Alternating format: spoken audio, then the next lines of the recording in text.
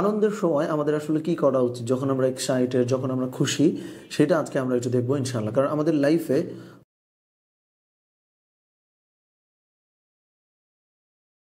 দুঃখ যেমন মাঝে মধ্যে আসে, ডেফিনেটলি আনন্দও তো মাঝে মধ্যে আসে, রাইট? সো 1 নম্বরে আমরা সূরা নাসর, এই সূরাটা থেকে দেখবো যে আনন্দের সময় আসলে কি করতে হয়। আল্লাহ সুবহানাহু ওয়া তাআলা আল কোরআনে বলেছেন, রাসূলুল্লাহ সাল্লাল্লাহু আলাইহি ওয়াসাল্লাম খুব আনন্দের একটা টাইমে, মক্কা বিজয়ের ওই টাইমটাতে, যে ইদা জাআ নাসরুল্লাহি ওয়াল ফাতহ ওয়া রাআইতান নাসা ইয়াদখুলুনা ফি দীনিল্লাহি আফওয়াজা ফাসাব্বিহ বিহামদি রাব্বিকা ওয়াস্তাগফির ইন্নাহু কানা তাওয়াবা। এর মানে কি? এর মানে হইল আল্লাহ সুবহানাহু ওয়া তাআলা বলতেছেন যে যখন আল্লাহর সাহায্য এবং বিজয় আপনার কাছে আসবে এবং দেখবেন যে দলে দলে মানুষ ইসলামের ছায়াতলে আসছে, তখন আপনি কি করবেন? ফাসাব্বিহ বিহামদি রাব্বিকা ওয়াস্তাগফির। তখন আপনি রবের প্রশংসা করেন এবং ক্ষমা প্রার্থনা করেন। সুবহানাল্লাহ। মানে আপনি দেখেন, বিজয় এবং আল্লাহর সাহায্য দুইটা কিন্তু পজিটিভ, তাই না? দুইটাতেই আপনি উপরের দিকে যান।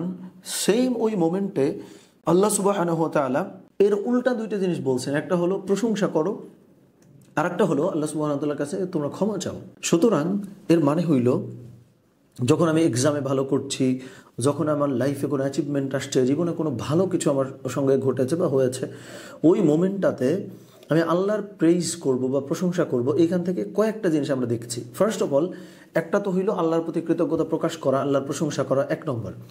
2 নম্বরটা হইল, এই যে আমরা লাইফে ভালো করতেছি, এই ভালো করার পেছনে কেবলমাত্র আমার পরিশ্রমটাই ম্যাটার করেছে বা কেবলমাত্র আমার পরিশ্রমই আমাকে হেল্প করেছে, ব্যাপারটা তা না।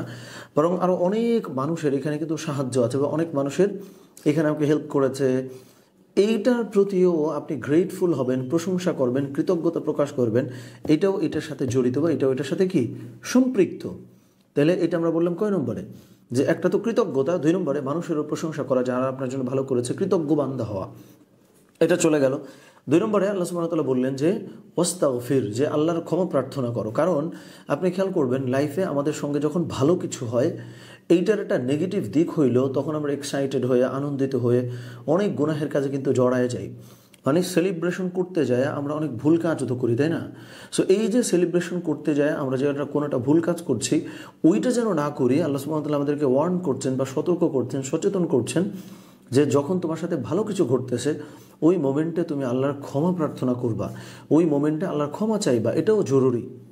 তো এইখানে কয়েকটা বিষয় আল্লাহ সুবহানাহু ওয়া তাআলা আমাদেরকে জানালেন যে গ্রেটফুল হব, মানুষের প্রতিও প্রশংসা করব, আল্লাহর প্রশংসা করব, ক্ষমাও প্রার্থনা করব যখন আমার লাইফে ভালো কোনো কিছু ঘটবে, আনন্দের কোনো কিছু ঘটবে, যেন এক্সাইটমেন্টের চক্করে কোনো ভুল কিছু আমি করে না ফেলি।